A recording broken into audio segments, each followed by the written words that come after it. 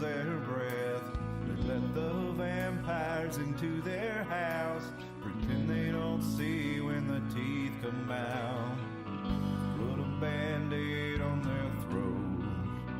No one wants to rock the boat, and no one wants to talk about it.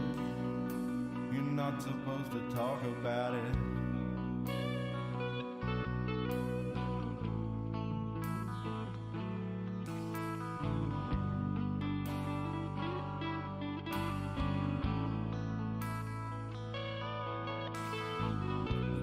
Rises and the players come out.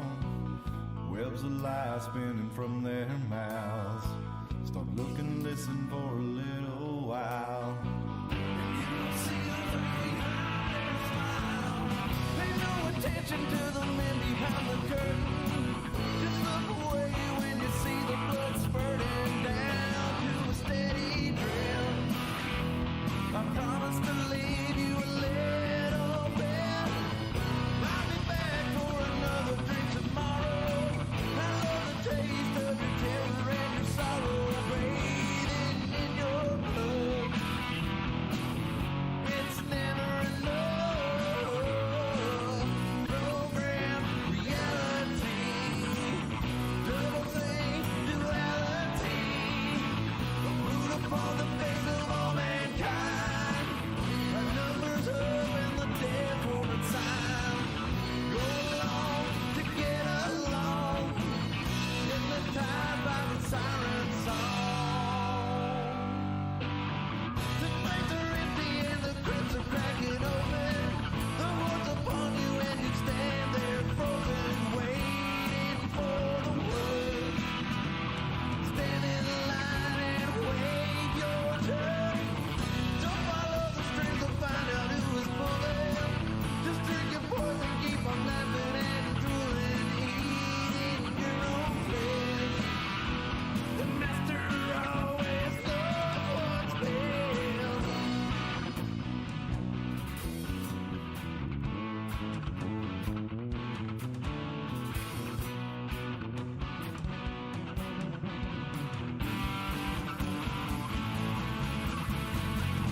Worldwide genocide. The overlords are hungry parasites.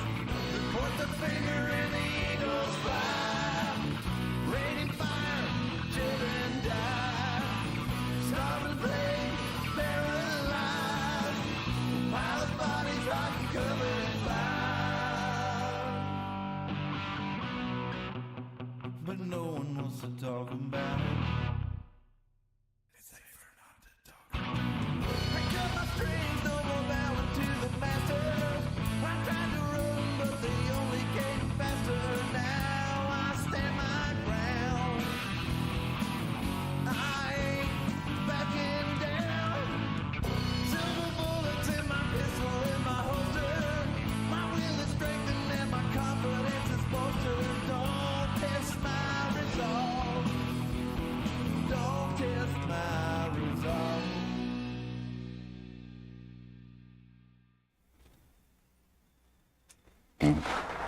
We interrupt this broadcast of the live stream of Madonna and Britney Spears having a whore-off to bring you grave news from the Iron Mountain. Goff and Brooks here for the Iron Mountain Militia to report that over near Dogtown, we done had a silvery thing come crashing out of the sky, and we've seen these alien creeping crawlers coming out of there, and they're headed down towards the steel bridge right now. They done got Tim, too. That's right. If you're wondering where Tim is, we've unfortunately lost him. He's not going to be with us because whatever this threat is has come out firing heat rays and gas. We were only able to escape by the luck of the draw. We were able to make it back here. That's right, to the Iron Mountain studio. The geese intercepted the gas meant for us. Unfortunately, Tim was not so lucky. So we're here with this grave news that the aliens are attacking. We had reports earlier in the whore-off of bright green streaks appearing across the planet Mars and some kind of hydrogen gas output, and we appeared to see streaks making their way towards the planet Earth.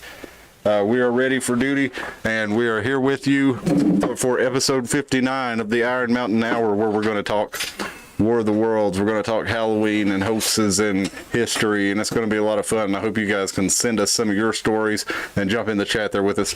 If you're new to the channel, thank you for joining us. If you're old to the channel, thank you for joining us too. Go ahead and hit that subscribe button if you haven't already. Hit the notification bell so you'll know when we go live here on Sunday and Wednesday at 10 p.m. My name is Cliff. I'm joined by Dustin, and we're going to get into some of all this stuff, and we want to thank you for joining us. Obviously the War of the Worlds was a big deal when it happened. It was in the news a lot, but there's been some reporting on it over the last 10 years or so that kind of changes the way that many people look at it, so we're going to look into that some. But before we do that, I want to go into a little bit of Halloween. Halloween, yes, that's right. Celebrated October 31st.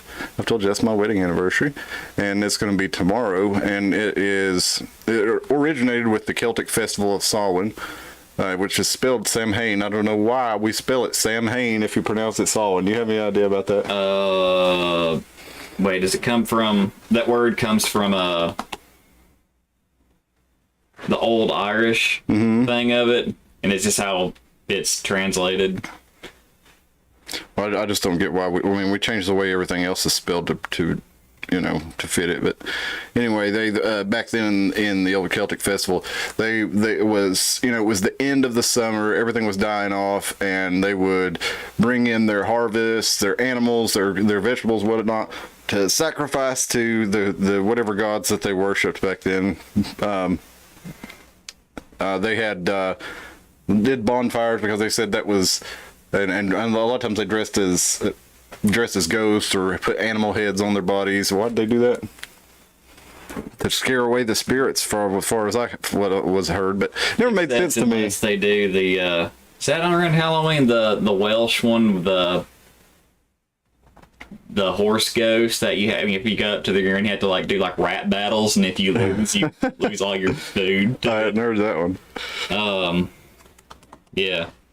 Well, On the name of it because it's awesome though. There was a Catholic holiday that was, it was early in the Catholic Church where the Pope Gregory III, he moved All Saints Day from, I can't remember if it was March or May, he moved it to November 1st, and it honored the saints, but it was kind of like, it fell right in with the Celtic and pagan ceremonies, and the evening before was known as All Hallows Eve, and then later became Halloween. And then over time, you got things like trick-or-treats, jack-o'-lanterns, costumes, stuff like that. In Samhain, about 2,000 years ago, in the area where the Celts lived, which was like Ireland and the UK, northern France, they celebrated the New Year on November 1st, and they would, it was the time of year without sunlight, where food was harder to find, where the immune system was weaker, a lot of more people died, so it was associated with human deaths as well as the death of the food and animals that they lived with in the planet or in the environment. So they also figured that's when the ghosts of the dead returned to the earth. Remember, this was an earth-based kind of pagan Celtic religion, and they thought that the spirits also, they used it for not a fortune telling, so they would dress up in they'd have these huge bonfires, and then they would have different animal heads on their bodies and wearing skins, and they would try to tell each other futures and stuff. And they would take what they do is they put out their fire at their house, and then they would make this big ceremonial bonfire, and then they'd relight the fire at their house with fire from the ceremonial bonfire. And they also had we talk a lot about how the Romans would conquer an area and kind of put the holidays together. So they had Feralia, which was a day in October where the Romans traditionally commemorated the passing of the dead, and the second was a day to honor Pomona, the Roman goddess of fruit and trees. And the symbol of Pomona is the apple, and they reckon that's probably how we got to bobbing apples for Halloween, is because they've kind of put that into the. What'd you find? Mary Lude. All right, tell us about Mary Lude. Or Fari. I don't know how you. I'm probably it's Welsh. I can't pronounce it probably. It's a old wassailing folk custom found in southern Wales. And they battle rap, huh? Yeah, basically, yeah, wassailing. It's like, yeah, they go. It's almost like caroling, except they basically have to basically rap battle and outwit each other. And if you outwit the horse, you win. And if you lose, you go wassailing. Yeah. Yeah, well, that's how. Lose your wassail. You know, it started with trick or treating. It actually started with kind of. They put on a show. They'd do like a mummers show and stuff. Kids would dress up and they would actually go and do things like recite poetry or maybe battle rap with people on their doorsteps. They go wassailing. And then they would get I treats. think we should wassail more. I think you're right. And they would get treats for doing that. And that was actually, I think, one of the older Irish kids. And some people have said that it's probably because food was so scarce that their families would have, you know, the kids go up and perform these plays and stuff on people's doors just because the food was short. And, it eventually evolved into, you know, getting candy, and that really started in the early 1900s in Ontario's where Halloween, where trick-or-treating came to North America, and then it kind of spread throughout the country. But let's see, in the late 1800s, let's listen right here. In the late 1800s, this is from history.com. In the late 1800s, there was a move in America to mold Halloween into a holiday more about community and neighborly get-togethers than about ghosts, pranks, and witchcraft. At the turn of the century, Halloween parties for both children and adults became the most common way to celebrate the day, and they focused on games, foods of the season, and festive costumes. And parents were encouraged by newspapers and community leaders to take anything frightening or grotesque out of Halloween celebrations. So it lost a lot of its pizzazz, I guess, over the beginning of the 20th century. Yeah, and then it kind of went back into between 1920 and 1950. They started trick-or-treating again, and there's lots of speculation about how it actually started, but some of it says in places like Chicago where you had a bunch of youths whose parents had died first from the Spanish flu and then World War I and then World War II. You had a bunch of kids without parents that were running around causing trouble, and they would give them candy to get them to leave them alone and, you know, stop doing things like throwing eggs at their house or toilet paper, and that's probably newer things, but basically hailing was what they called it, and they would hail around on Halloween. And let's look at a couple of look at some old costumes from Halloween's past. Some of those pictures, though, I was like, yeah, those are creepier than they are nowadays. You better watch dressing like this, and you know, you get burned at the stake back in the day. This is from the 1910s, and they did, you know, kind of spooky stuff like that. In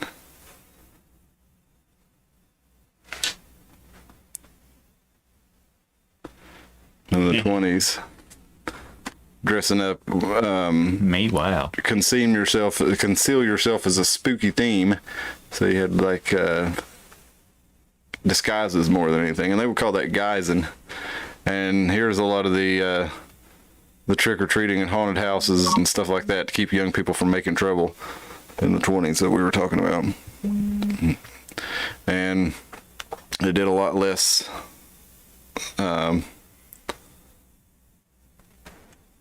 elaborate costumes in the 30s because there was and they were homemade, you know, but they didn't do any box costumes or anything like that because it was less stuff to go around.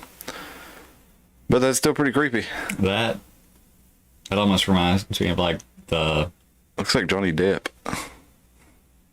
I just blanked on his name, the clown from Terrorizer. Oh, I don't know that I've seen Terrorizer. Hang on a minute, let me zoom out here. Fix this a little bit better.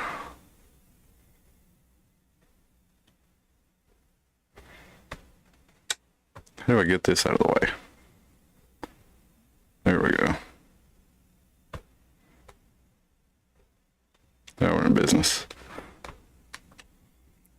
It's still too big for me to see the whole thing. Darn it.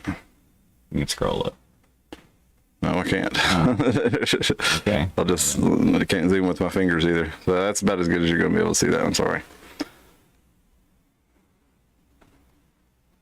Halloween Ends, y'all. If y'all didn't know, that movie's out there. They got it at the drive-thru. They ran it 2 weeks in a row. I heard it sucks, but I haven't watched it yet. They really just emasculated Michael Myers. They made him like too human in this for his final thing. There were some good kills. If they would have actually have taken the first 2/3 of the movie and made it a sequel after, almost like a mantle passing, like someone else took up the reins, or like, you know, the embodiment of evil went to someone else, it would have made a lot more sense than how they did it. But I mean, there were some interesting kills, and I mean, Did you watch it at the drive-through? no, I drive-in? watched it's on Peacock, Ah. so I watched it for free. Oh, I should have watched that. I didn't know it was on there. I don't know if it's still on there or not, but When did drive-in movie theaters become prominent? let's say 50s. Yeah, that's what I'm thinking too. The first one was built in Tennessee, but it's not exactly when it was, but it was later than 1939. It says by 1948, 15 drive-ins operated in the state. By 10 years later, 115 years. And then 10 years ago, most of them shut down because all the movies went to those super high resolution digital pictures, and they had to get these new digital projectors that were like $250,000 at the time. I wonder how much they are now, because you can get a big, pretty good sized projector for a couple $100 now. And Honda actually did a contest where they had people decide which drive-ins they would donate one of those projectors to. Ours got it. Yeah, and one here and one in Bristol got it. So a lot of the classic drive-in theaters were able to stay open because of that. But I'm just curious now, you know, I mean, if you have two 8K projectors or 16K, I don't know what the resolution is. Let's see here. Let's look it up real quick.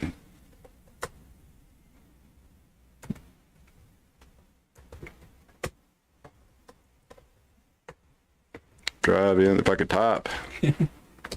What resolution are drive-in movies? It's 2K, but it's a lot higher. 1440p. Yeah. Yeah, so apparently it's just a higher quality and does 4K, but does like 4 times the resolution. Even though the data is still 4K, so it spreads it out farther, I guess. Well, I guess, you know, to fill like a 80, 90 foot screen. And horror movies quickly became popular. And, you know, you had, you know, your Draculas and your Mummy and your Blob and your Werewolf and, you know, all your different monster movies. Frankenstein, and you had spoofs of those with Laurel and Hardy doing, not Laurel and Hardy, but, I don't remember. But then there was like Gene Wilder's Young Frankenstein and all that stuff. Mel Brooks. Yeah, Mel Brooks. So it spread out to, you know, monster movies by the 1970s were already being spoofed pretty hard. But then the 1980s, you had the resurgence of serious monster movies, and some of those were really great, but some of them were unintentionally hilarious also. I'll tell you, I think my favorite 1980s monster movie was The Thing. Yes. The Thing is pretty much my favorite film. It's definitely in my top 10. I like pretty much everything John Carpenter ever did, except for maybe vampires, and I don't hate it like everybody else does. Vampires. I don't hate it like a lot of people do, but I just think it's not my favorite. I mean, with his other catalog, I agree, but I was like, I don't hate it. I like it. No, I watched it not too long ago. I thought about watching it here recently, but I didn't want to subject B to it. You know, like I said, a lot of people don't really care for it. I'm like a John Carpenter. I don't know that I'm a John Carpenter freak, but I've watched his movies enough that anytime I watch one late at night, it's going to put me to sleep just because it's a comforting reminder of my childhood, I guess. Even Escape from New York. Yes, and I watched that one recently too, and I fell asleep. I fell asleep before the president even crashed. Damn. So it was like as soon as it starts on, I just I get that comforting feeling from it. Mm-hmm. And also you get to hear the line, it's like, fuck your president, fuck your war. Yeah. Tim says, 1920s furry. He says, each modern projector is linked to online movies. Reel to reel is gone. It's all digital now, and theaters couldn't afford a 100K projector to upgrade. Honda saved our local drive-in theater. Yep, that's... It's pretty much what we said. I wonder how much they are now, though. Tim, do you have any idea how much something like that is? Dude, we should have Skyped you, Tim, and you could have been our location correspondent and got blowed up in the worlds there. Yeah. So I want to go over a few of these local Halloween stories. We hit some of these last year, but probably a lot of you weren't with us. And the one here that's the most prominent one is probably Granny February, wouldn't you say? Have you ever been to Granny February's grave? Bunch of turds friggin' trash it. Yeah. Well, here's I'm just pissed off. Here's a photo of the grave from friend of the show, Brandon. This is in elizabethan.com. And I've been up to Granny's tomb, and we took correspondent Orville Redenborker up there last year and did a location shot from it. And we also did the bridge here that I'm about to tell you about. But the thing about Granny February, I'll read you a little bit about her. This is from the elizabethan.com, the Elizabethan Star. Halloween is not a good time to visit Highland Cemetery, one of Elizabethan's oldest and most historic cemeteries. A Halloween visit to the cemetery might leave you shaking in your boots and scared out of your wits. Because they say you can, if you visit at midnight on Halloween, you can hear her chair a-rocking. Now, I never heard that it was midnight on Halloween. Did you ever hear that? That's what this story says. But, I would... Typically, it was around Halloween when people would get the idea in their head to go up there. But I kind of went up there. Of course, I lived I could walk there in about 2 minutes from where I lived when I was a teenager. So we went by there a lot and tried to hear Granny February. I never was able to hear anything. I did it's been years, but the last time I was there... Well, they say Granny February was, a white witch, and they also say she might talk to you. Nanny Crow Brister was her real name, and she was a homemaker who loved music, and some people said she had the gift of healing. And when she was elderly, she had a seizure or a stroke, according to the legend anyway. And she was given a funeral, and they put her in the mausoleum beside her husband in her casket, but then she woke up and called for help from inside the casket, and one of the cemetery caretakers heard her and unchained the doors and contacted her family, and then she went home, and she apparently was unbothered by the whole thing, and then she died again and was placed in the coffin, but this time they set her in the coffin inside the mausoleum with some food and a big bowl of food. And apparently she woke up again and ate the food and drink, and then when she died for real, they did that again, but this time she didn't wake up and eat the food and drink. And, eventually, after her death, many people kept replacing the food in case she came back years later and would bring offerings to her. And they said that they could hear her say thank you. But she was known for messing with, plants and a lot of stuff that people got called a witch for back in the day. She, would go and people would see her go by and collect these different plants, and she was supposed to be friendly to everybody. And yeah, Alvin says we got to do something about the YouTube notification system. Yeah, I think we're far from the only one that are having that issue. I know several of the channels that I listen to have that. Should I have my camo and body armor on for the live chats asking for a friend? Yes. Yeah. Well, if the War of the Worlds starts, Alvin, you're probably going to want to put it on. I don't know what it's going to do in the case of heat ray, but it may protect you from shrapnel. If they decide to heat ray something close to you. Sean says, I just got here. I've been scrambling to finish the Halloween stuff. Yeah, it's a lot to do. We got all kinds of stuff hung up thanks to my lovely wife. She has outdone herself. But one of the things we didn't talk about on the last year's show is the Sensabaugh Tunnel. And the Sensabaugh Tunnel is a nationally recognized urban legend in Kingsport. That's over there close to Allen there. He said he's in Sullivan County. So the Sensabaugh Tunnel was built in the 1920s, and it was named for the man who owned the land, which is Edward Sensabaugh. And there's different variations of the story. Have you heard any of the stories about him? Yeah. Where the one I'd always heard was that Edward Sensabaugh went crazy and killed his whole family and threw their bodies in the tunnel, and that's why you would see and hear ghosts in there. Apparently, the original version of the story was that Edward Sensabaugh let a homeless man into his home, and he tried to steal their jewelry, and Edwards confronted him with a gun, and then the thief grabbed his baby daughter to use as a shield and ran out of the house. He got away and drowned the baby in the tunnel. That's the one I heard. That's apparently the original one. And then there's another one that some claim is most accurate according to this Tennessee, or the Kingsport, Tennessee city website. Edward Sensabaugh lived into his old age, not dying until the 1950s, and had none of his children die as babies. By that time, he grew old. Vandals and teens had begun using the tunnels for their fun. Edward wasn't happy about it, so he would hide at one end of the tunnel and fill it with an eerie shriek, scaring off anyone hiding inside, thus beginning the legend of the Sensabaugh Tunnel. Well, that sounds the most likely to me, and they don't show a picture of it. I thought I had a picture of it on here. I'll pull it up real quick. There's tons of them. That's just media for you. Yeah, well, we're definitely going to talk about that. Oops. And there was a book called Boogers, Witches, and Haints, or something like that. I'll pull it to. Here we go. There's that creepy tunnel. That's not the one that. Is that the Click tunnel? That's the one you can drive through. There's another one like a little bit up above it, has water running through it. Okay, so yeah, this is the Click tunnel that you can drive through, right? Or is it the Sensabaugh tunnel that you can drive through? That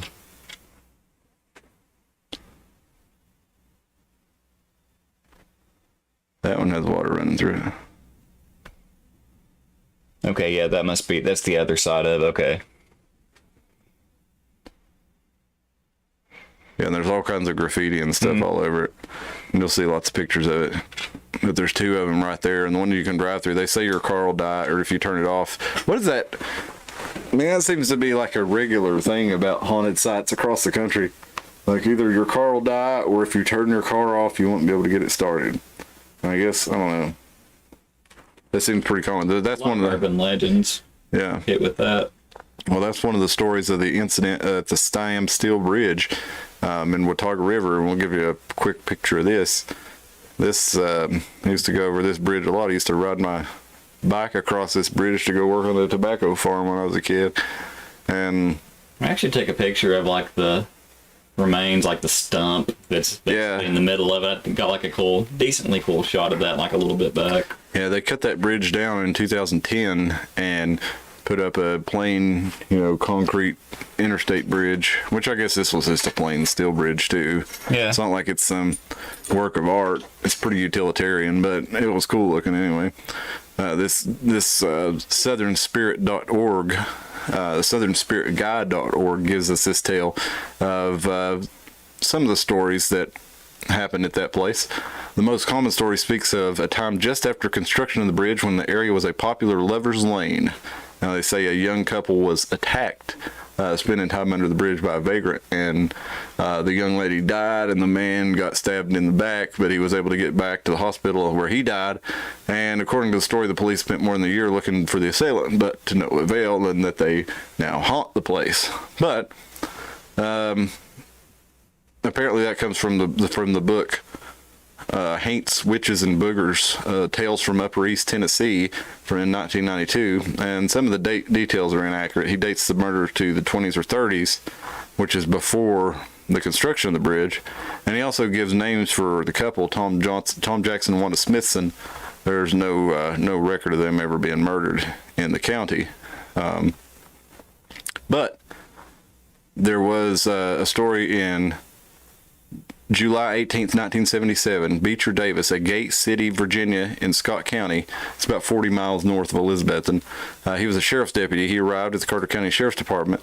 He was driving over the steel bridge when his passenger side door flew open and slammed shut. He slammed on the brakes and noticed an indentation in the passenger seat as if someone was sitting there. He then caught a glimpse in the mirror of a dark figure that appeared to be wearing a dark cloak and hood. He said it appeared to be inching closer to the car, but he didn't look like it was walking. He stayed at that point. He got out of the car and nothing was there. He became even more startled at that point and drove to the sheriff's station. Now, apparently, according to Joey Parsons, this was documented. There was a report of this at the Sheriff's Department in Carter County. And you can find out about that in his book, A Great American Haunting, the Watauga River Bridge, published in September of 2008. And yeah, apparently also Justin Guess, Weird Tri-Cities Haunted Carter County at Tennessee.com. You can also find some stuff about this story. We tried that one like way back in the day. We went there and like opened the door and said, "Hey, come on, get in." And you actually felt like the car went, like your shocks went down on that. Someone sat in the car pretty fast. I never had any results from it. And there's another bridge over in Carter County, the one over in Central, an old one-lane steel bridge that you're supposed to turn your car off and you'll I don't remember what exactly you're supposed to hear, but I never could get that one to work either. It seems like I've tried all these things. I tried Bloody Mary, tried Candyman, never could get any damn monster to come and kill me. Try as I might. had seances. We tried the Okolona X and got fucking pulled over. Oh really? Now that one works. You can let a ball go and it will go up the hill, but so go out to the Okolona exit on I-26, and if you pull down in the right spot on it and pull off of the exit, you can let a ball or something roll, anything that'll roll, and it'll actually appear to roll uphill. But it's because you're already going uphill. You're going up into the mountains to go over Sam's Gap and Buckner's Gap into Asheville. So you're climbing and it doesn't even seem like it. So when you have this exit ramp that appears to be going down, you're still actually going slightly up. So it's pretty neat. Good for scaring people. Yeah, we tried that one morning and it worked, and then we saw headlights, so we put it back in gear and left, and there was a cop and he pulled us over. And we told him what we were doing, and he looked at us like, "Really?" And we're like, "Yeah." And he was like, "You know why that works?" And he told us. We're like, "Okay." Did you ask him if he'd tried it? No, we didn't. Well, we were like 17 at the time, so you're out at 2 o'clock in the morning doing these things, and then you get pulled over. You're kind of scared a little bit. Oh yeah, yeah. I remember those days. Went to a friend of mine had a bachelor party last night, and it was so funny because what we did at his bachelor party was we had a big fire and we sawed and chopped and split firewood and had competitions and talked shit to each other while we chopped wood and stuff. Hey, so getting wild in our old age here. But that the soon-to-be victim had a good time, and how much I had a good time. Wood cliff. That's right. Chop wood. That's right. But it's funny how how you change from what you would do when you were younger to that's how we get wild nowadays, is lumberjack activities. Hey, that's fun. Alvin says, "I went to Brushy, lit the cigarette on the prescribed cell, and watch it burn down halfway as if something or someone was dragging about it." Yeah, but we're going to talk about Brushy Mountain here in just a minute because it's one of the haunted places in Tennessee. Tim says, "I only saw meth head and vandals there, but I had a very religious, non-ghost believing friend. One day he saw the ghost of a man dressed in colonial garb at the tunnel that is. Water runs through it if it rains." Yeah. The only time I've got two experiences. Once I was in high school, and it was a long time ago, so I really don't know if I can, account for, different variables or whatever this might have been. But I was up at the, right above your house, if you go up Dennis Cove and you go to, there's a tree that everybody calls the hanging tree. I don't think that's what it was, but probably just the name that it got. But it's a tree, and if you go past the first roundabout from Dennis Cove and then you go right, it'll actually take you to an old cemetery up there, an old church. And it was actually hard for me to find that when I went up there. I went to that old church before they cleaned it up. Whenever you go into it, and there are pentagrams and everything drawn on everything. Yeah, that was how it was when I went up there when I worked at Winn-Dixie in the late 1990s. Heck, it was like that and well into the 2000s. And then I think some people bought it or something and restored it. Yeah, it's not restored, I would say, but it's you can't go in it anymore anyway. They had it locked up. When I went up there as a kid, it was wide open and you could go in the basement, and but it was locked up when I went up there recently. But I went up to there one night, and we were some friends of ours. We used to like to get together, and we usually get off work at 10. and we would all go and explore some abandoned place that one of us knew about, you know, The old up in the TV hills. clinic in Johnson City. Yeah. Before they completely boarded everything I shut. never went in that one. No, most of the things we went to were places. No, we did go to, like, the hospital in Bimberg, like we talked about before, but most of the places we went to were like old cabins or old barns, old churches, places where, you know, you had to go back in the woods, just they had been abandoned, where nobody lived there anymore. Alvin said my friend from Iowa was supposed to be here tonight, but I ain't seen him. I'm trying, guys. Well, I appreciate that.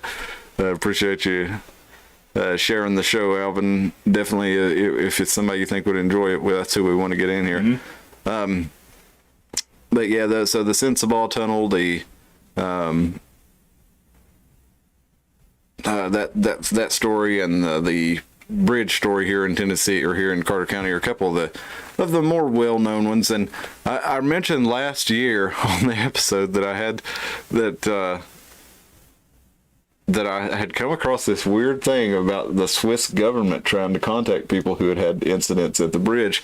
And lo and behold, if I looked up at this article here, and this was published on August 15th of 2019, and this guy, Dwight Page, who knows if that's his real name, says he's doing a article about this bridge and the world famous mystery in the Swiss American Historical Review in June 2020. So I need to look that up and see if I can find the Swiss American Historical Review, because he says a Swiss American of Johnson City, Elizabeth, and Sharon Messer had a most strange experience driving over the bridge with her roommates in the 1960s.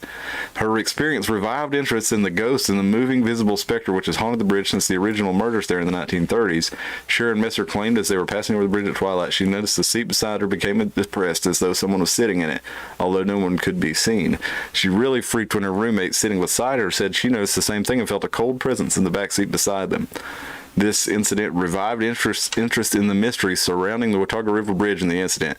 And there have been more than 185 reported sightings of strange happenings on this bridge over the past 100 years. And then he goes on to try to find Sharon Messer and her phone number, and says that he works for the Swiss government and we'd like to know more about paranormal activity, since several Americans of Swiss descent are those who have witnessed these strange happenings. So I just thought that was strange, and since I mentioned last year that I came across, I don't know that means anything, but that's another instance of the Swiss government being interested in this bridge for some reason. That just kind of seems crazy, but there it is. In 1999, Carrie just reported this 2 weeks ago. On 2 separate occasions, my headlights turned off just before driving onto this bridge. I owned that car for 10 years, and it only happened twice, and each time in the same location. Interesting, Carrie. Now, let's go on to the 7 scariest places in Tennessee. A couple other. All right. Now,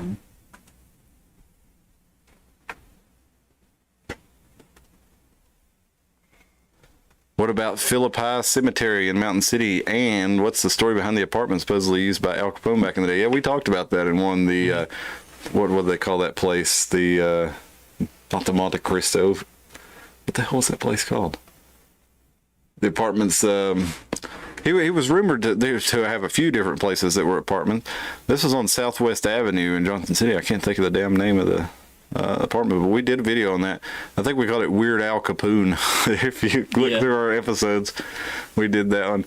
And I came across a story researching that episode that I really want to get into. Alvin, if you've ever heard anything about it, about gangs running the Soldiers and Sailors Home that would become it would eventually become the VA, the Mountain Home.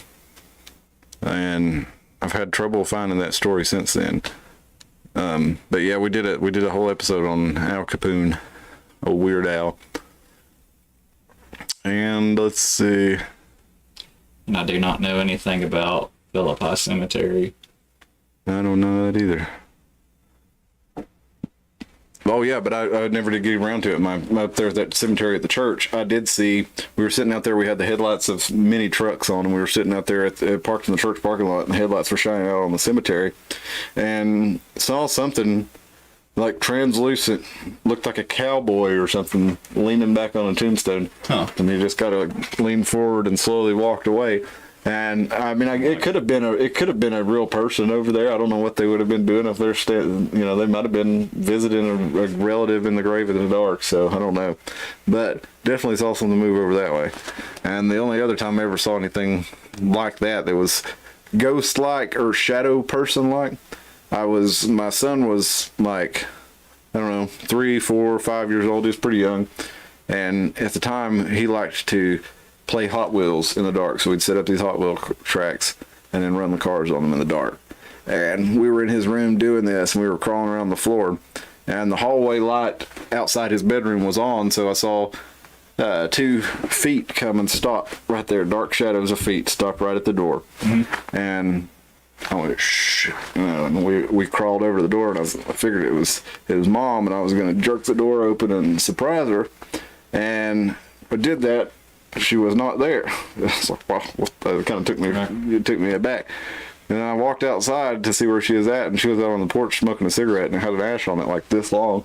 So she'd been sitting there in one place with that cigarette burning for a good minute. She definitely had not had time to, walk in there and come back out and light a cigarette and have it burn down that much. So whatever that thing was, that's my closest experience to a shadow person or some kind of thing. When I don't understand. Child, I had a shadow person that was in my closet. Tell us about it. I was probably 4, maybe 5. I don't remember, somewhere around that age. It's like it came a couple times. Like if my closet door was open, it's like I'd feel something staring at me. Look over there, and it's like you would see someone peek. It looked like just a silhouette of a person peek out, but then it would smile and you would see white teeth. That's creepy. Yeah, it's quite traumatizing, actually. When you see teeth, that's basically a sign of a threat.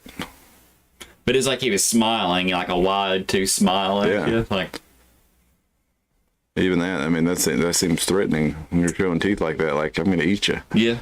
And the 7 scariest places in Tennessee, we got Brushy Mountain State Prison, which a lot of people died constructing that. The prisoners had to build their own prison. You got the historic Scott County Jail that housed some of the most dangerous inmates in Scott County. And you got the unsolved murder of a local sheriff. Lots of stuff surrounding it. The Tennessee State Prison in downtown Nashville was featured in the Green Mile and Bell Witch Cave. Yeah, we had that down in Adams TV, made into a successful Hollywood movie. The Orpheum Theater in Memphis. Now, I don't know about this, but the legend has it in 1921, a 12-year-old girl died in an accident in front of it, but her spirit never left. And they say she sits in her favorite seat in the balcony, dressed in her 20s style white dress, and she likes to play pranks, slam doors shut. Loretta Lynn's ranch, Hurricane Mills, Tennessee, is supposed to be haunted.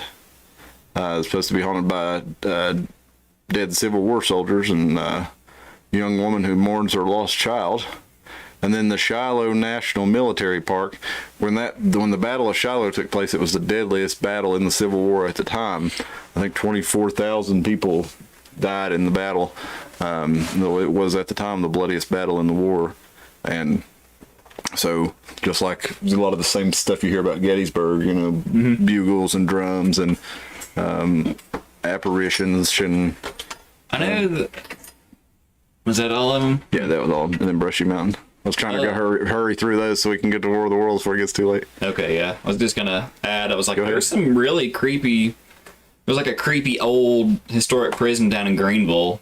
That, it's like Jonathan that's been on the show before. It's like we did, like, this was years ago, before, like, smartphones.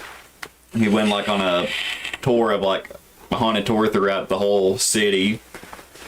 Saw some pretty creepy stuff. Definitely in that prison, or that little jail, was definitely like, you went in there and you just like, as soon as you stepped in it, your hair stood up, you just felt weird in there. And they said, they're like, oh, if you want to, you can go in this cell, and like, we'll just like close the door and like walk out so all the lights that we have are out and see how long you can stay in there. And we're like, no, I'm not gonna do that. But we were trying to do like with like a standalone point and shoot little digital camera, just seeing if you could get orbs or anything. Then all of a sudden, it's like it had a full battery. Click, it went dead, and you could smell that burnt electronic, like it had just fried itself. Wow. And it couldn't even get the lens to suck back in. It was just like, okay, well, I guess that happened. So then whenever we were leaving, we went outside, and as soon as we went back outside, it popped back on with half battery, and it worked fine. Oh, that's wild. Hey, you see a lot of that in a lot of these ghost hunting shows, like when they go to, and that's one of the more interesting things that I see on those is when a lot of times it does kill the batteries on cameras and all their equipment. Something like whatever is there is pulling the energy from them. Sounds like Stock is wanting to get in. Or it's the Martians. The Martians are here to get us. Well, let's move to the Martians. We're talking War of the Worlds in 1938. Now, you got to remember this was, the threat of war was upon us.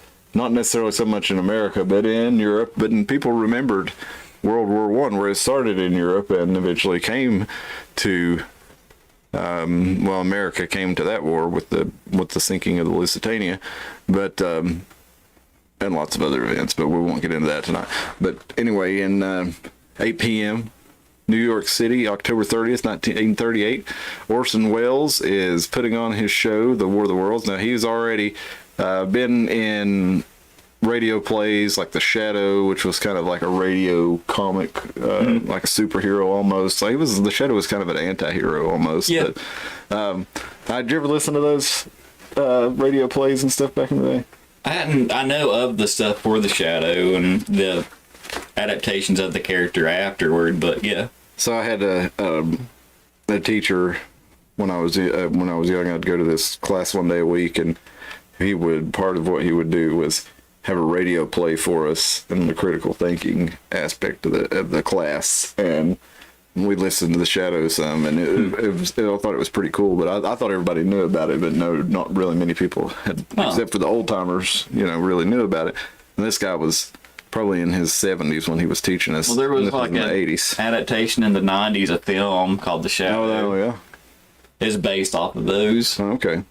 Well, Orson Welles had made some name for himself, and he was presenting a radio play that he had made for War of the Worlds, which was H.G. Wells' science fiction novel, and it was written in 1898. Now, there's no relation between H.G. and Orson Welles, and he had done other things. What else had he just done?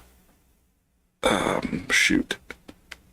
I think he had done like some Henry David Thoreau and just kind of more normal stuff, and then he got his name out there and got a chance to do this, and they started with they just pretended it was a regular radio broadcast, and they had like a weather report, and then in the weather report they mentioned there was reports from this observatory that they saw bright jets of gas on Mars, and we'll keep you updated on this through this one particular telescope. They saw this, and we'll keep you updated. And then they say we're now joined by such and such in his orchestra, Ramon Waquillo, I think it was. Yeah, Ramon Waquillo and his orchestra.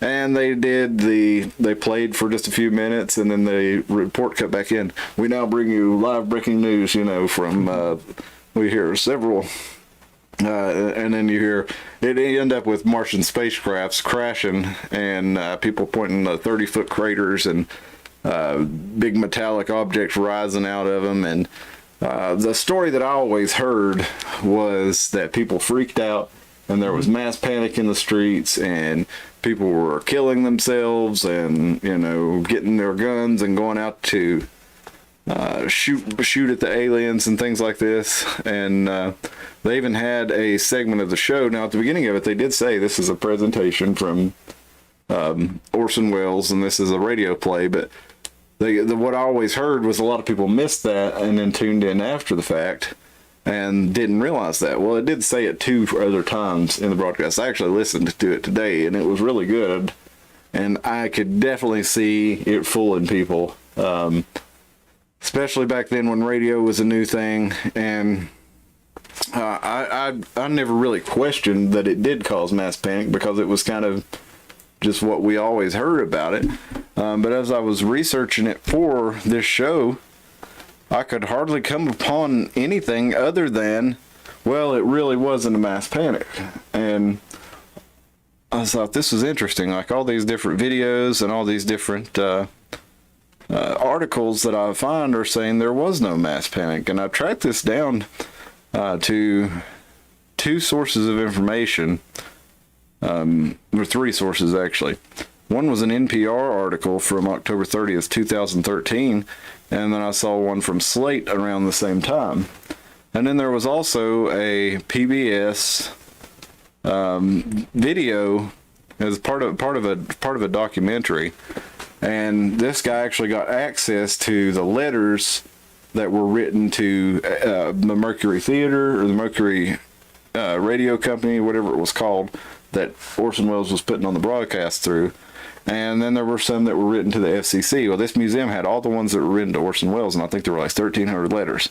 And they cataloged how many, this many,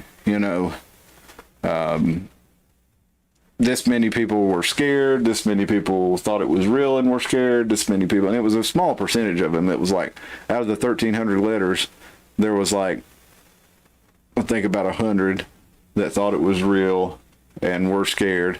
And then there was like 100 that thought it was real and weren't scared. And then there was like a small number, like, 50 that thought either heard from somebody else that it was real and panicked, or they heard the broadcast themselves and panicked. So it really wasn't a large percentage of people that wrote these letters, and they're saying, well, or was it? And then it's just, yeah, that's what I wonder too, because they also went to the FCC letters, and about half of the FCC letters, there were 600 to them, 600 some odd, they went to about half of those were people who thought it was real and were frightened by it. So when you put them all together, they're like, oh, well, this equals just a quarter. And I thought, that's not really good math, because you got people who were writing because they knew it was a play and enjoyed it, so you had a higher percentage of them writing to Orson Welles and the Mercury Theater Company, saying congratulations, it was great. Some people saying that's irresponsible, I was panicked. But when you got like the FCC, half of them were written.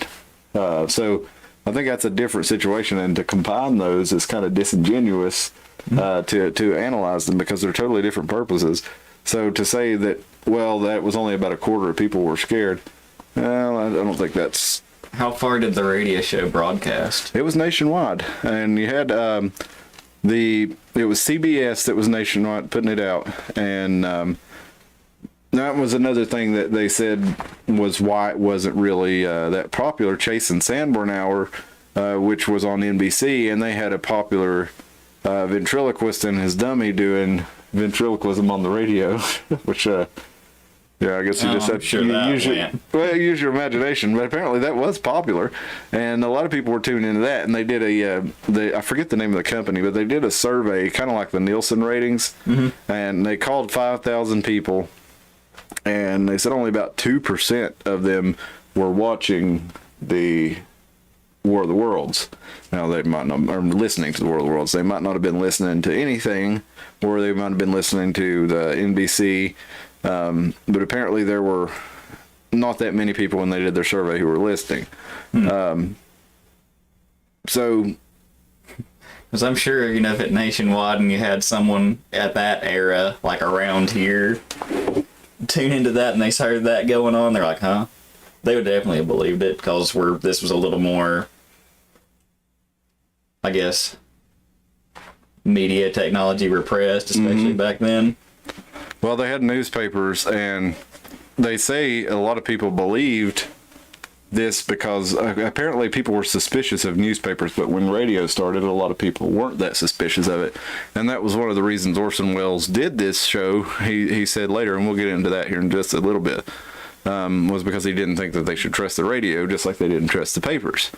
Let's look at a couple of the points here from the NPR article. Good, good stuff. Let's see here. All right, we've got Slate, according to this NPR article, which quotes the Slate article. Far fewer people heard the broadcast, and fewer still panicked than most people believe today. How do we know? The ninth program aired. C.E. Hooper Ratings Service telephoned 5,000 households for its national rating survey. To what program are you listening? The service asked respondents. Only 2% answered a radio play or the Orson Welles program or something similar, indicating CBS. None said a news broadcast, according to a summary published in Broadcasting. In other words, 98% of those surveyed were listening to something else or nothing at all. On October 1938. And this not surprising because it was against one of the most popular national programs, the Chase and Sandburn Hour, a comedy variety show. Then they also don't indicate, though, how many people were watching that, how many people were watching nothing. I tend to doubt that they had telephone polling down to the science that they even have it to today, which still gives bad results a lot of times. They can, a 5,000 person sample is pretty good, though, and you figure they're doing it for advertising, so they're going to want to get the most accurate data possible if they're selling advertising. Let's go on down here just a little bit and see. Alan had a couple good comments. War of the Worlds. Check out the movie Space Invaders, which is a modern adaptation in Big Bean, Illinois. Yeah, notifications weren't working for Orson Welles either. Yeah, apparently not. But somehow after, even with this, according to Radio Lab, they did a deep dive where they figure about 12 million people were listening to the broadcast when it came on the air, and about 1 in every 12 thought it was true. Some percentage of that 1 million people ran out of their homes, and it constituted a major freakout, they said.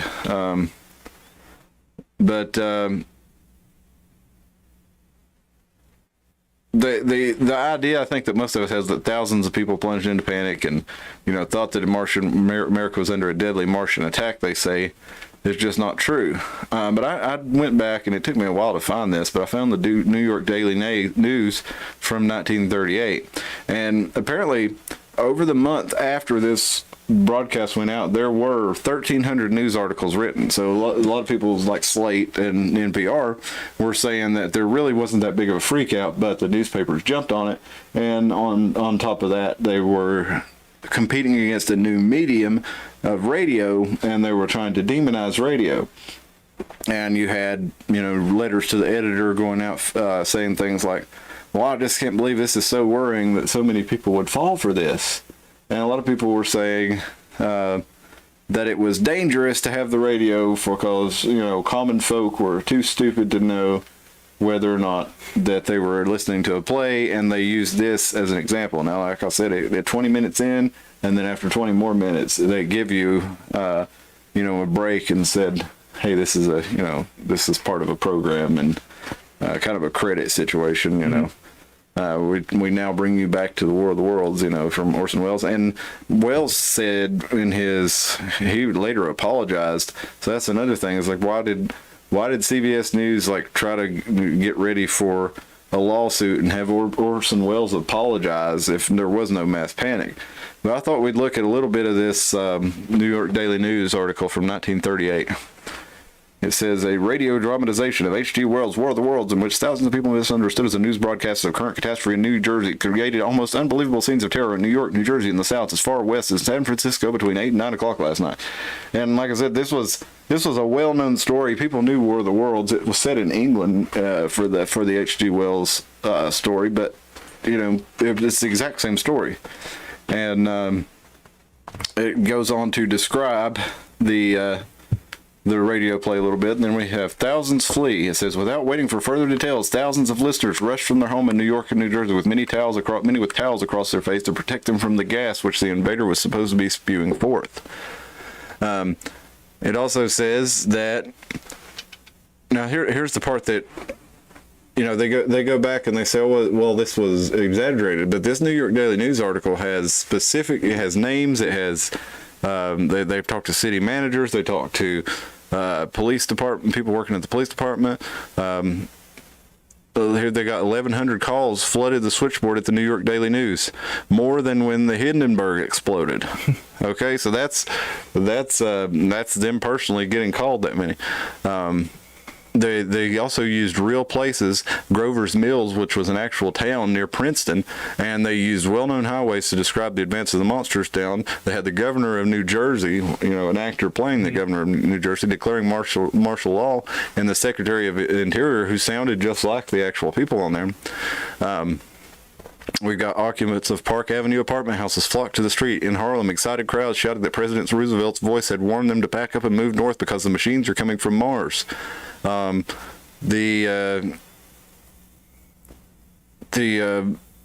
governor of New Jersey, in the program, assured them that the National Guard had been mobilized. You had churches in New York and New Jersey filling up with persons seeking protection, and hospitals. They had 15 people in Newark in St. Michael's Hospital. 15 persons treated for shock. And swamped in New York, police and fire departments and newspapers were swamped with telephone calls from people. You got, let's go down here a little bit more.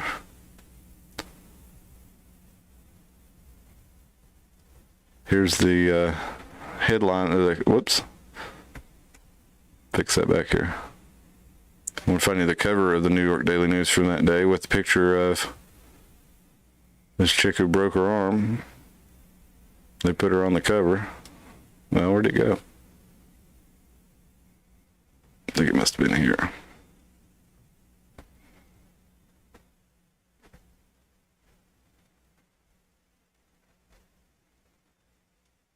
It's just illustrations from the book. I had the cover of the New York Daily News there. I don't know where it went. I don't know. Oh, there it is. There we go. Fake radio war stirs terror through the U.S. Now, was this just the newspaper media striking out, against radio to try to create the perception that a lot of people had fallen for this? Well, let's look at this a little bit. This is from resource.rockarc.org, The War of the Worlds, Rockefeller Philanthropies, Disinformation, and Media Literacy in the 1930s. And it is a the decade, or during this decade, the Rockefeller Foundation's sister philanthropy, the General Education Board, was probing much darker questions about the power of radio to spread propaganda and promote mass hysteria. You got to realize Hitler was using radio and television in Germany at the time to, with propaganda to great effect. So I think we had a similar experiment going on here, and maybe it didn't work as well as they thought it would, but I don't see a lot of people necessarily panicking, but I could see people believing it was true and getting ready. But then in the cities, that's where you have these reports of people panicking. Mm-hmm. I could absolutely see that, because what are you going to do if you're trapped in a city other than try to get out of the city? And that's what a lot of people did. But as we go on through this New York Daily News article, we got Princeton University, 2 members of the geology faculty started for Grover's Mills, 2 miles away where the meteor supposedly fell. Dozens of cars were driven there by curious motorists. A score of university students were phoned by their parents and told to come home. An anonymous and somewhat hysterical girl phoned the Princeton Crest Club and said, "You can't imagine the horror of it. It's hell." A man came into the club. He saw the meteor strike. Said he saw the meteor strike the earth and witnessed animals jumping from the alien body. In Washington, New Jersey, an excited policeman on desk duty, notified by horrified citizens that a meteor struck somewhere nearby, sent squad cars out to look for the injured. Please, of what can we do? Where can we go to save ourselves? Flooded New Jersey police switchboards from Hoboken to Cape May. In Newark alone, 2 patrolmen handled more than 2,000 calls from hysterical persons terrified by the fake news bulletin. So, if 2,000 people are calling in to one, to one place in Newark, I mean, I'd say people are freaking out. I don't think they were overplaying it by explaining, the facts here, and they're citing where all this stuff happened, and because that, you couldn't, these internet sleuths for Snopes and NPR and Slate couldn't go back and find all the police records of this. What is that? Eat more weasel, says Tim. Spill the tea's late, but yeah, watch the replay. And not Todd Cruise's worst film, NPR, National Propaganda Radio. Yeah. I like Tom Cruise's version. Yeah, I didn't think it was bad. I thought about watching it today, and then I decided not to. But so you got all these different in the New York Daily News article here. All kinds of cited examples of this, where people did freak out. So I don't think they were just blaming the newspapers. I think people did freak out, and I think this is an experiment to see what people would do. At this, and this shows in this article, this is from the city of Trenton. They've written to the FCC to let them know that their police department got blown up for 3 hours with telephone calls. Over 2,000 phone calls in about 2 hours. All communication lines were paralyzed and voided normal municipal functions. If we had a large fire at this time, it could have easily caused a more serious situation. And he's saying he was mad basically that they were using the name of his town so there's an official document, NPR and Slate, and so there was definitely a panic of sorts. But this from resource.rockarts.org. The War of the Worlds broadcast came at a time when foundations were beginning to explore the promises and perils of radio broadcasting. In the mid-1930s, Rockefeller Foundation program officers made grants to investigate the value and uses of new media forms, including radio and motion pictures. They recognized that radio had extraordinary educational potential, but it was being used primarily for commercial profit rather than public service. So they were going to serve the public with it, all right. They actually granted to two nonprofits, University Broadcasting Council in Chicago and the Worldwide Broadcasting Foundation in Boston, to develop educational experimental radio productions. And these actually, in 1937, they gave $67,000 to Princeton University Radio Research Project. And this is a pretty good grant, which when you adjust for inflation was more than $1 million today. And probably more than $2 million next year if that inflation keeps on going the way it is. It supported the work of sociologist Paul Lazarsfield, social psychologist and Princeton professor Hadley Cantrell, and CBS research director Frank Stanton. And it sought to answer basic questions about who or how and why Americans consumed radio. Who listens? Where do they listen? What do they listen to? What are the effects? And I don't know that you can really tie this directly to that. Maybe you can, but it did take effect in the area where around Princeton University is where this was set, and it was where all the data would have been collected about people calling into the, all this we see is about stuff happening in New York, Pennsylvania. You even had two Princeton University professors try to drive out to the location. I think this was a small scale experiment done on the area around New Jersey where the program was taking place, and then when the news reported on it, it kind of went nationwide. I don't think the panic was probably nationwide. The panic was probably right in the area. Yeah, and then all the newspapers started talking about it, and then it spread nationwide to where all the newspapers talked about it eventually over the course of the month, where, like I said, 1,300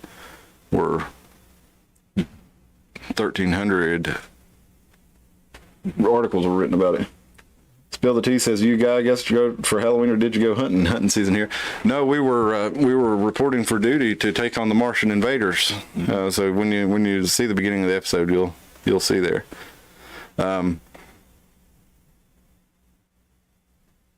we got like Cantrell, who we mentioned earlier.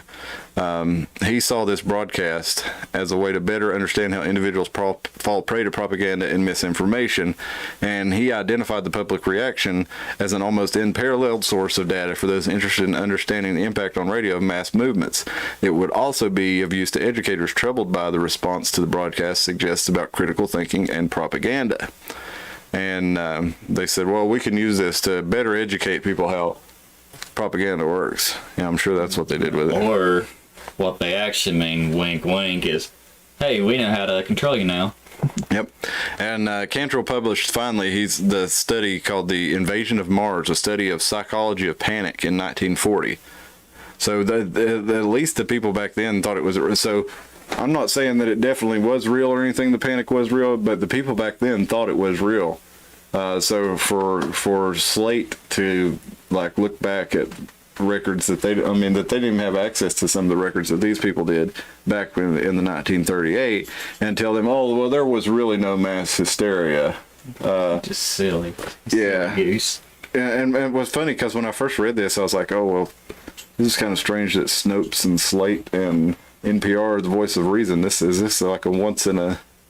And then I got to look at it, and I don't think they are. I think they were downplaying the effect that radio and mass communication has on people. Mm-hmm. And I want to read to you.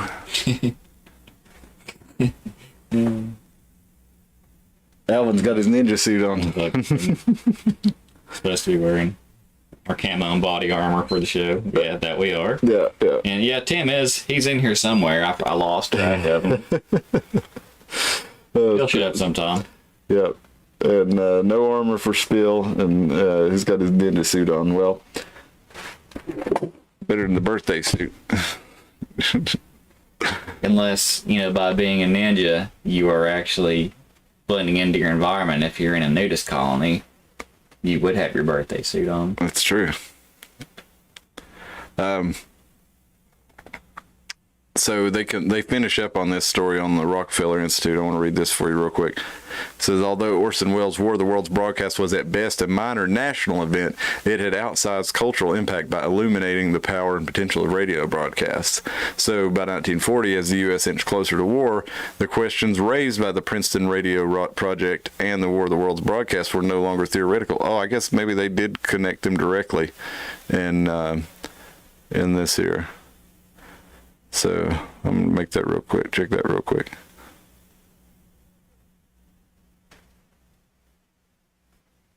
Yeah, I don't know if they have it correctly connected. They're connected there verifiably between that money going out. But there was the Princeton radio research was doing that kind of research, and then the War of the World happened right in the area where they're doing the research. So I think it just makes sense that was part of the experiment, was to run this program. But I do want to find this little bit that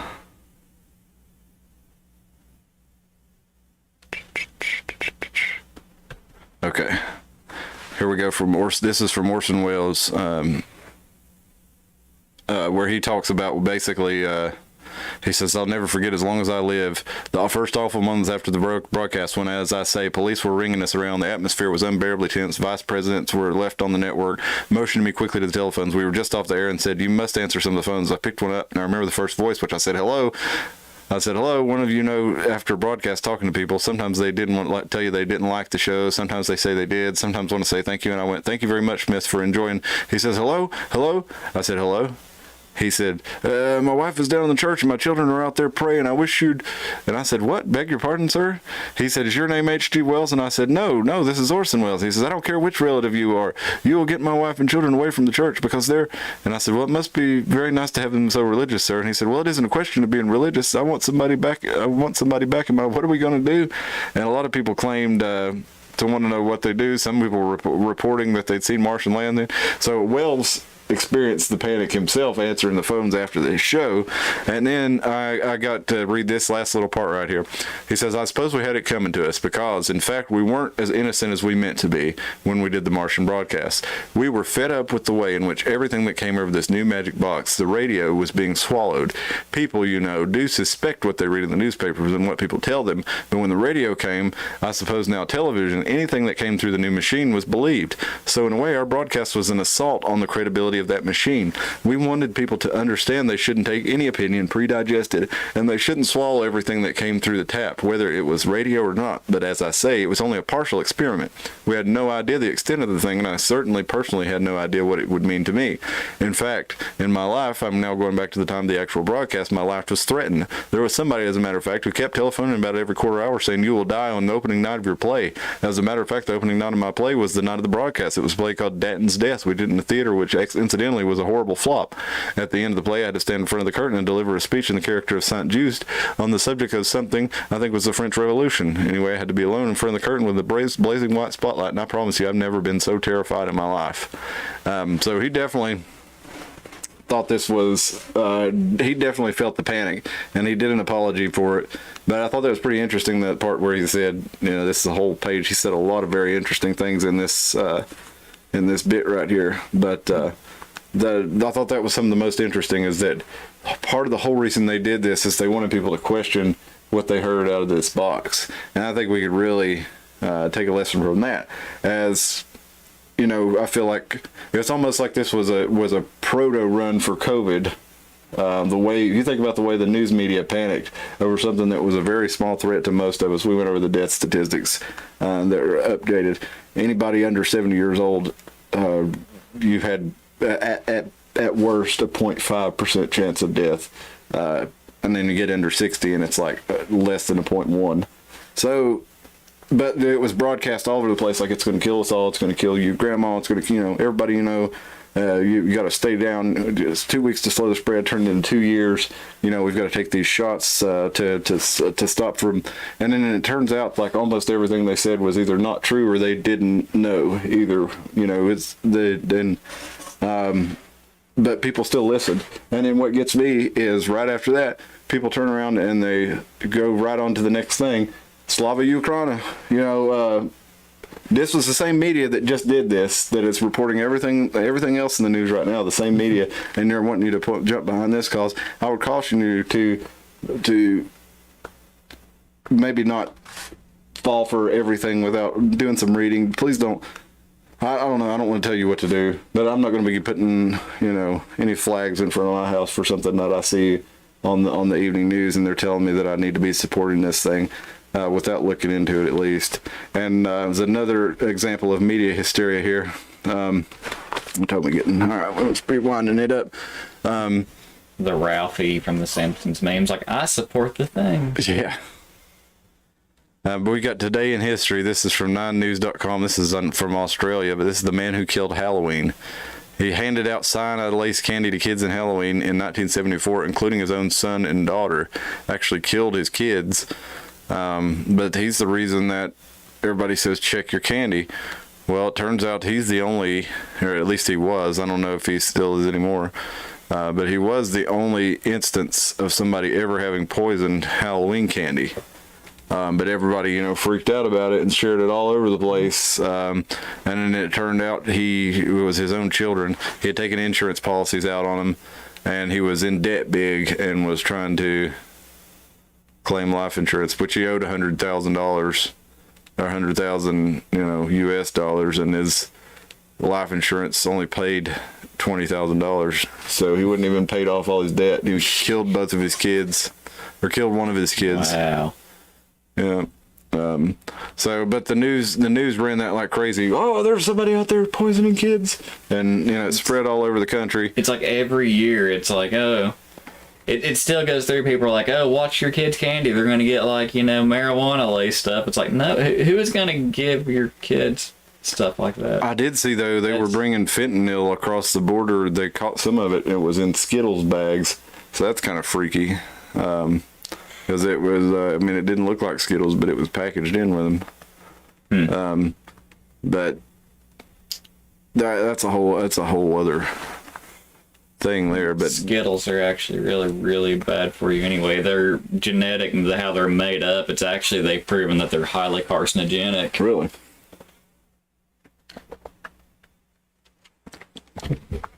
well, I'm going to finish off with this little bit of this from casino.org. It says a great wave of truth is coming. This is by R. Paul Wilson, and he wrote this yesterday or today. A great wave is coming, not of water, but of truth. Not real truth, selected, approved, manipulated, and fabricated truth that will engulf us all from each direction.